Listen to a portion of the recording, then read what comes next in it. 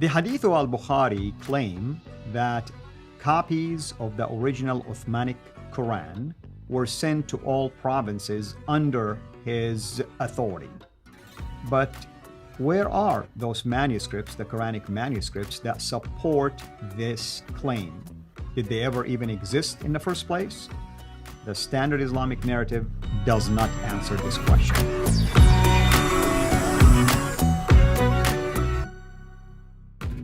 So we're not trying to take sides here. We're trying to be fair-minded, but at the same time, we want to highlight anything that is beneficial and helpful. And we are truly, myself and Dr. J. Smith, who's with me here in studio to unpack all of that for us, are really, generally speaking, pleased with seeing a book like this. And my hope is that we will see more and more books similar to this. Last time we talked about the compilation of the Quran. Today we're going to talk about also the traditional story, the Islamic traditional story about the provinces that received copies when Uthman did his second compilation of the Quran. And with that, I'll turn my attention to Dr. J. Smith. Dr. J, thank you again, as always. And you talked about the two traditional stories about the compilation. The first one during Abu Bakr's time, the second one during Uthman's time. And as you know, the claim is that once Uthman did this, he made copies and dispensed it to certain regions or provinces. Absolutely, and this sounds what you would do. This is something I questioned why Abu Bakr didn't do this in 632. Why did he give it to one copy to one of the wives of Muhammad, and she stuck it under her bed for 20 years? No wonder they had so many different versions by the time they had the battle in Azerbaijan, and that's why they had to then rewrite the Quran in the Qurayshi dialect, given to Uthman, and Uthman then dispenses them as the standard for each of these areas so that this would not happen again. That was the whole reasoning. They wanted to put a standard out, and they wanted to get it to every province that they owned at that time. Now, there are two different versions of what provinces we're talking about. The classical one, and I want you to look here, the classical one is this. So when you look at Uthman, the most traditions say 5 cities that was sent to, 5 provinces, 5 cities. That includes Medina, where he was. There's Medina, right. So I've got it circled in green, and then Mecca here, so circled in green again. So these ones in green, this is the classical account that it was sent to those cities, plus Basra, which is in Iraq, and then you have Kufa. Now, I have circled Baghdad because Kufa is just south of Baghdad. There was no Baghdad at this time. It was Ctesiphon. It was a Persian city. Yeah. It became later in the next century Baghdad.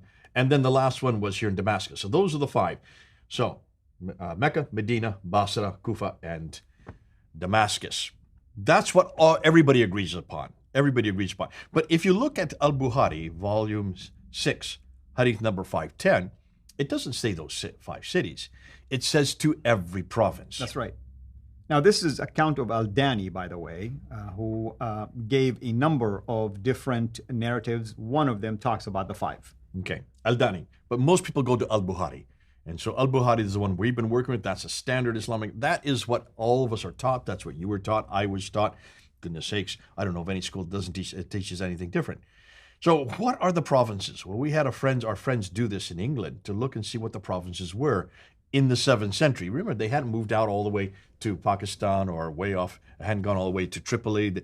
They hadn't gone all the way up to Turkey by this time, and they had not yet taken the southern reaches. Well, some people would say they had taken that. So this is not the time.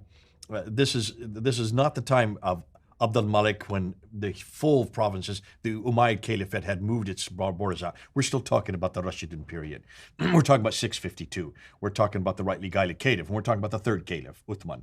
So in 652, what were the provinces they would have owned? Well, this is the best we can come up with. But what's interesting is not just these 5 provinces, just which are pretty much right here around the Arabian Peninsula. It also included other ones. In fact, if you add them up, there's 11 cities. So let's put them up there. So we have the first 5. Then you have Jerusalem. You also then have Cairo. You have also Alexandria. So there's 3 up there. Then you come way down here to Aden, way down here in Yemen. So you have the one down in the south. And then you have 2 more. One in Herat and the other one in Nishapur. So those are in what is today Afghanistan and Iran. This would be Yemen. That would be Egypt. And that would be, well, Israel, of course, today, if we were looking at a map today. Mm-hmm. Now, what do you notice about those 11 cities right off the top of your head, just looking at that map? Well, I mean, the majority of them are concentrated in the north. They're all mostly up here in the north, Yeah. one down in the south. These two, obviously, we're going to see later, are a problem. That's to come later. But what's interesting is when I look at this, if you look at these 11 here, except for Jerusalem, they're all still controlled by Islam and have been. For if the tradition is correct, and this all was controlled by the Muslims. Now, I don't believe they were Muslims. I don't even think that name is introduced until the next century. In other words, by the Arabs, they've always controlled these 11 cities. That's a big problem.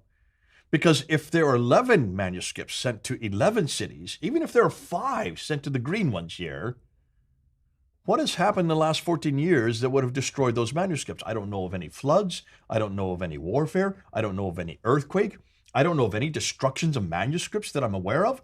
I don't know of any reference anywhere that any one of those manuscripts should be destroyed. So if 11 are the number of manuscripts that we're looking at, show me one. I like just have one. Here's the problem. And this is what Shoemaker's getting at. And he's going to be talking about this more. He won't say so much about the manuscript evidence. I'm bringing this in as an overlay because he talks about it sent to all the provinces.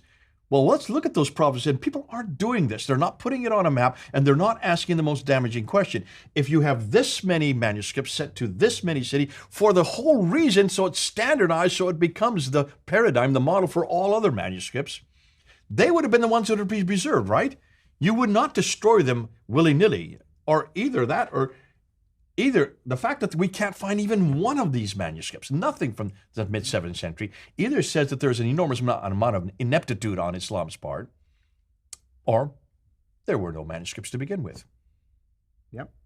Now, which is the one that you would go through? I'm not going to have you answer that right yet. We're going to go and ask this question later on, because certainly if you're going to take the tradition story face value, you've got to answer this question. You've got to look at this map, and you've got to say, that is an awful lot of manuscripts. Even the 5 are an awful lot of manuscripts. Certainly at least one should have been preserved. We're only talking about 1,400 years ago. You look at our manuscripts, Sinaiticus, Alexandrinus, Vaticanus.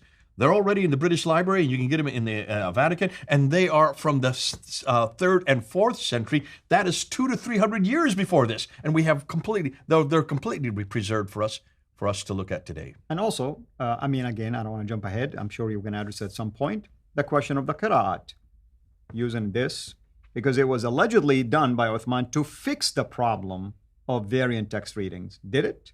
I doubt it. Next, we're going to look at even a bigger problem than this. That's for the next episode. Wonderful. Thank you so much. Thank you, everyone, for watching. We are really focused on every episode to address at least one big issue, because we want to dissect it for you in a way that makes sense to you and also makes it easier for you to remember and to share it with others as well. Hopefully you're enjoying this series. Feel free to always share with us, subscribe to our channel, Sierra International, and we invite you to become part of our Patreon team. Until next time, thank you and God bless. Thank you for watching this video. Be sure to like and subscribe to our channel, Sierra International, and click on the bell so that you receive notifications whenever we publish a new video or go live. I would also like to appeal to you to consider becoming a Patreon patron by clicking the link right below. By doing so, you can give towards the production of these videos. There are also other options for you where you can give to our channel. I thank you from the bottom of my heart.